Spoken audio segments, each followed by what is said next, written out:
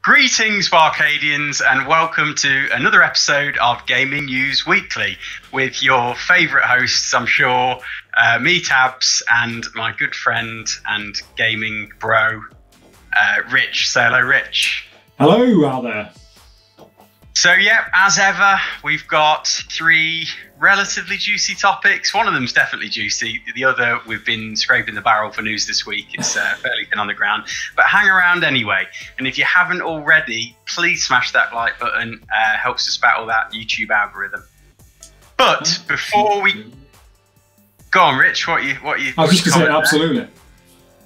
Okay. Thank you very much for the endorsement, my friend. So before we dive in, let's, as we always do, talk through what we've mostly been playing this week. So Rich, kick us off this week, my friend. What have you been... So I've mostly been playing Spider-Man this week. The remastered version on the PS5. Completed that on Sunday. That was my aim for this last week, try and get Spider-Man finished. Finished it. I'm about 80-something%. I sort of have a hankering to complete it, 100% to get the platinum. There's a lot of busy work to finish, although there are some side missions that would be quite interesting. But I think, not yesterday, the day before yesterday, I was like, right, I'm starting Horizon. I'm going to start Horizon now. So I put that on, did a little bit of it for like an hour, and then was busy on other things. Wanted to play a bit last night. I think I played about 10 minutes and then the football was on and I didn't get to play much. But yeah, I'm really excited. I'm liking what I've played so far. Had the smallest, probably 10-15 minutes with the combat, little stealth combat bit. Late on yesterday at the end of my play. I actually think it's going to be quite good. I feel like it could be quite difficult, so I'll be interested on that. But anyway, enough of my banging on. What about you, Tabs? What were you been playing this week? Yeah, no, mate, just to kind of carry on from you, I think we've saved you from the Spider-Man plat, just because if I remember correctly, there's a couple of mobility challenges on that are really frustrating. Really? Trying to get the gold medal on them, which I presume you have to get the platinum. And yeah, Horizon, I'm looking forward to catching up with you on. For me, it was definitely a slow starter. Before it properly opens up, didn't really bite, and I was coming hot off the tails of Breath of the Wild, and it didn't compare that well, at least initially. But it does get really good. But yeah, for me this week, mate, what I've been playing, Mario 3D World. Is that what it's called? The new Switch game, complete with Bowser's Fury. Bowser's Fury, yeah. Not played Bowser's Fury yet, but yeah, have been enjoying the main game. Just bags of fun, really compact. A nice kind of merge of the 2D Mario we know and love and the 3D Mario. Without, being too burdensome. I suppose Odyssey is this big journey, isn't it? You kind of get quite invested in them. This one, because you've got these short little bursts of, sandboxes, essentially, it's just really easy to kind of step in and out of and really good fun. I'm still trying to work on you to buy it so we can play online multiplayer because it's up to 4 players, which is amazing. I was going to say, have you played any multiplayer at all? Yeah, I've played... offline or online? Yeah, I've played 2-player multiplayer with my other half, and we've enjoyed it. Not online. I've not tried it online yet, so we'll have to wait and see on that front. But I think our friend of the channel, Rye, is going to purchase, so hopefully we'll be able to get something set up with him soon. I actually also heard one of our other friends is potentially purchasing it this weekend. Oh, is that Bob? Yes, I'm sure that's what he said to me earlier on in the day. So. Fingers crossed. Well, you're going to be peer pressured eventually, mate. I guess I'm going to have to get it at that point, but it looks really good. To be fair, it looks really good. I've just got a lot of games going on at the minute and lots of part-finished games that I want to get done. So anyway, move us on, Tabs. You continue to be antisocial, mate. We'll play without you. That's fine. Anyway, yeah, let's do crack on. So first topic, 50-minute Nintendo Direct. This is courtesy of Games Radar. I can't say we necessarily agree with the article, Rich, but we'll come back onto that one. So this is what they had to say. Today's Nintendo Direct was full of announcements, from the reveal of 2 new characters for Smash Bros. Ultimate to the eagerly anticipated reveal of Splatoon 3. Between those two, there were 50 minutes worth of trailers, reveals, and deep dives that would have any Nintendo fan purring like Mario in Super Mario 3D World.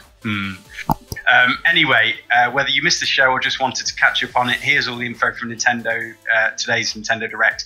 So I'm not gonna give you everything, because to be fair to them, there was a lot of content. Whether it was all meaningful content, Rich and I will address shortly, but these are the highlights. Pyra and Mithra join Super Smash Bros. Ultimate from, I think, Xenoblade 2. Fall Guys is coming to Switch. The Outer Wilds, supposed to be a really good game. Let's skip a few now. Monster Hunter Rise got a new trailer. Mario Golf Super Rush, which Rich and I think, are relatively interested in. Skip a few again. What have we got? No More Heroes 3. We saw some more of that. Plants vs Zombies looked pretty good. Sort of an online multiplayer experience from the looks of it. Animal Crossing is getting a Mario-themed update. I was quite taken by Project Strategy Triangle, not by the name, but by the kind of strategy nature of the JRPG that it looks like. Star Wars Hunters. Hades is getting a physical edition. Ninja Gaiden Master Collection, an expansion for Hyrule Warriors. Bravely Default 2 got another look. Apex Legends is coming to the Switch. Skyward Sword is getting an HD remaster, maybe you would call it. And then finally, Splatoon 3, we got an announcement for that, which is a little way away. But that was everything in a nutshell. So, Rich, just tell us what your impressions are, how you think it landed for you, for everybody else, and what were your highlights? Okay, so I'll be honest, up until the point where they showed Mario Golf, I was like, not really sure how this is going, because there wasn't a lot that really interests me on a personal level.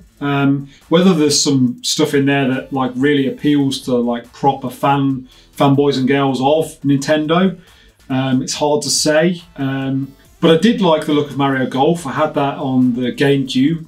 Not that particular game, obviously the A version of Mario Golf, and it was a lot of fun. Enjoyed playing it, and I like the fact they've added some more bits in there. Like there's like a campaign mode where you basically can be a golfer and, you know, like level yourself up and stuff. I really like that. I think that'll be a really interesting, fun way to play, especially if you can play with your friends. Project Triangle. Now, I think this now looked good is possibly an interesting statement. I don't think this looked the greatest in terms of its aesthetic. It was interesting. It was interesting. Yeah, I don't know. But the gameplay element I thought looked fantastic. I think they've got some really fresh ideas in there. The one thing that I worried about that game was when they said there's a demo releasing today on the store, but then they said they'll take feedback from that and basically like change the game accordingly. And it looked like it's slated for 2022, which sort of worries me that they're sort of not sure where they're going with it. They did a similar thing, mate, just for context, with Project Octopath Traveler and also Bravely Default 2, I think, as well. Okay. So it's not without precedent. Okay. So I don't think it's anything necessarily to worry about. But I know what you're saying. It almost suggests, is there like a B team working on these projects and they know they're not going to be, you know, they're going to need some kind of feedback from players. But, you know, it's a good thing in a way. But anyway, carry on. Carry on your thought. Yeah.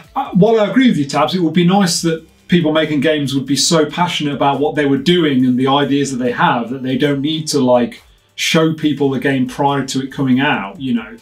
But anyway, that's just my opinion. And then finally, I think the other takeaway for me was Skyward Sword, which looked good. It's a game that I missed out on because I didn't have a Wii.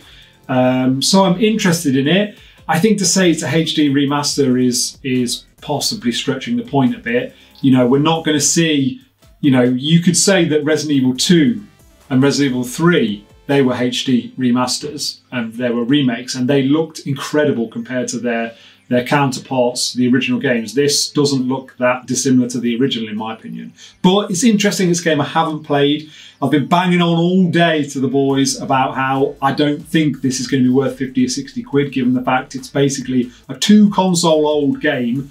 Should we be paying 50, 60 pounds for this game? I'm not so sure on that. So yeah, I guess ultimately I was left disappointed. There's so many franchises that I'm super excited about Pikmin 4, new Metroids, Breath of the Wild 2, things that really are cutting edge for what I want Nintendo to be doing, and we didn't see any of them, not even a whisper about them.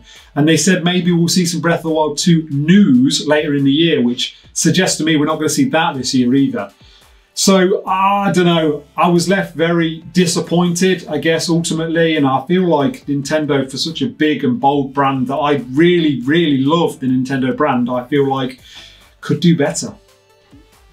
Yeah, I tend to agree, mate. I mean, at different points throughout, at one moment I was thinking, do I own a Wii and not a Switch? Because we just seem to get all this kind of like generic-y, I've said to you before, shovelware coming at us, like cash grab sort of games that, you know, one, for example, that stuck out was DC Superhero Girls, or whatever that one was.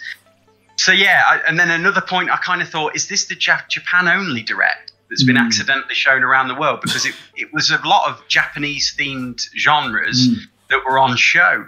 So it did feel a bit strangely weighted in that respect. But as I said to you before, mate, the biggest thing for me was that I can't believe their people internally aren't telling Nintendo, if you're going to launch a 50-minute Direct like this, it's likely not going to land the best. Because like you say, there's not any really big bangers of current projects we know about, they've already told us about. It's been over a year since the last Direct, and we aren't getting any follow-up on that. I mean, for example, at the end of the trailer, obviously we saw Eiji Aonuma, and I thought it was good that he faced us down, if you like. You know, he told us directly we weren't going to get any news on Breath of the Wild 2. But for me, a better way to handle that would have been to put in the blurb, which they did include some, you know, a kind of a forecast on what content we'd likely see. They should have just put, and by the way, we're not going to be showing anything of Breath of the Wild 2. Absolutely. Because at that point, you're setting expectations, and then you're not letting people watch through a 50-minute trailer, see Eiji Aonuma on screen with his Zelda t-shirt on. You know, their brain just goes into shock, thinking it's Breath of the Wild 2, and then he says, no, sorry. You know, that was just, you know, not a great way from a customer, a gamer point of view, way of handling the situation. And also, I've said to you many times before, take this Direct banner off of it. You know, it felt more like a partners showcase than a Direct. Had only a handful of titles, even that are Nintendo's brand.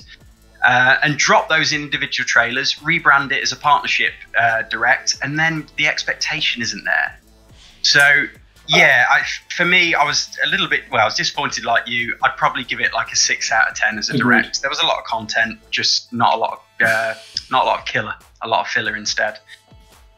But, Rich, we've banged on extensively about I'll be honest, I could carry on talking about this for at least another 10-15 minutes, but we're just going to go round in circles on being disappointed about it, so we'll move on. So, second story today, Valheim Breakout Hit, and this comes from IGN's Liana Hafer, I'd go with that, yeah. Okay. Emerging from the mists to take the survival crafting genre by storm, much like the Viking Warriors it draws inspiration from, Valheim manages to spin a formula we've all seen plenty of times into something more like uncharted territory, even in early access.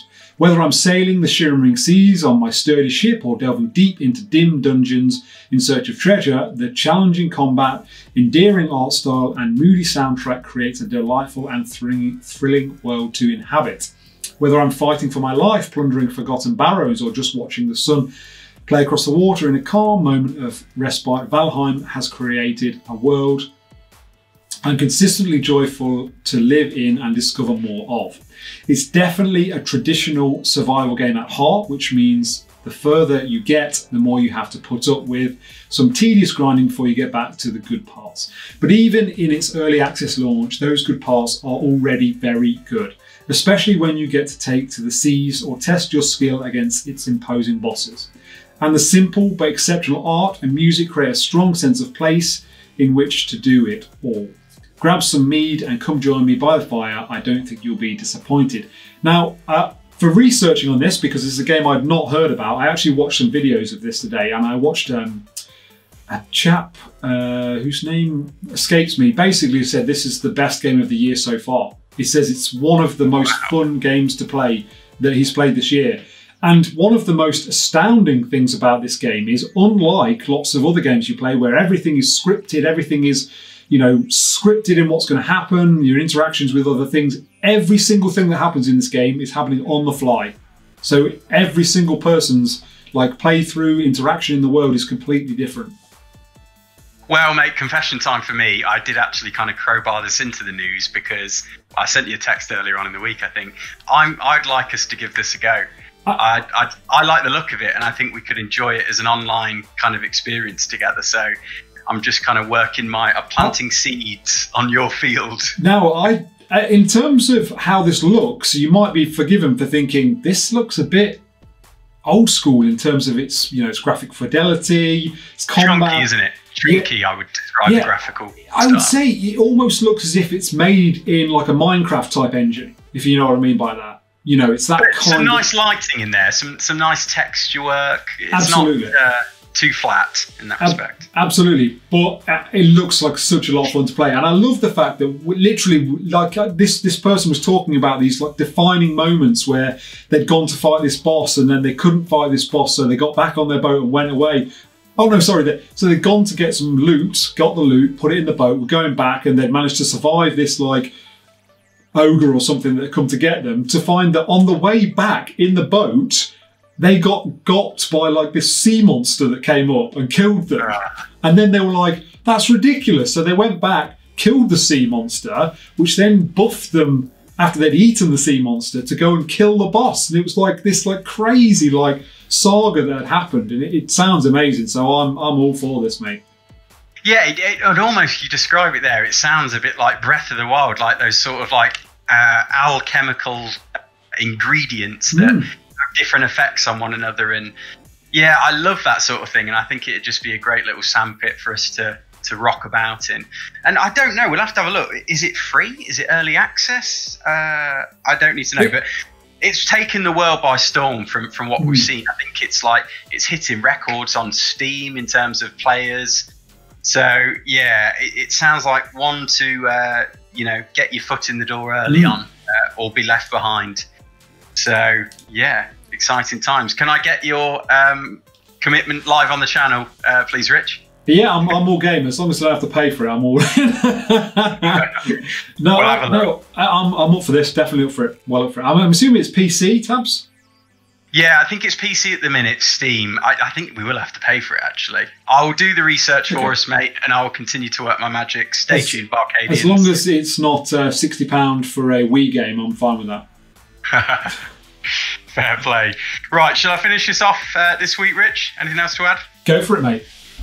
So, last topic today, and again, where we start to scrape the barrel of the news stories this week, so bear with us, but Embracer Group to honour video game history. So this comes courtesy of IGN. Embracer Group, which owns a number of video game studios, including the recent acquisition Gearbox Software, Volition and 4A Games, is creating a comprehensive video game archive which plans to include every video game ever made. Martin Lindell, an advisor at Embracer Group, posted the news to Twitter, and you can watch CEO Lars Vingefors talk about his plans for the archive at this timestamp video link. Obviously, we can't share that with you, but Vingefors has already donated his own collection to form the foundation of the archive. But Embracer Group plans to create an archive of all video games and has been acquiring significant collection from private collectors in Europe over the past year. So it currently holds around 50,000 pieces, including games, consoles, peripherals and arcades, many of which are described as extremely rare. Vingefors has said that the project will take decades to complete, but the group is committed to seeing it through. So yeah, I think this article took my eye, Rich, just because I admire the cause. I think it's lovely to preserve video game history in the way they're doing so, and hopefully they'll find a way to share it en masse, whether that takes the form of a museum, even something like a video tour of an archive like that. I'd love to see. But I think there's a lot to be said, isn't there, about making sure the heritage of video games is kept alive and well, and we can revisit it if we want to. I have to say, going somewhere that had 50,000 unique gaming peripherals, consoles, games, that would be incredible. That would be the most amazing museum ever. For anyone that's interested in gaming, that would just be incredible.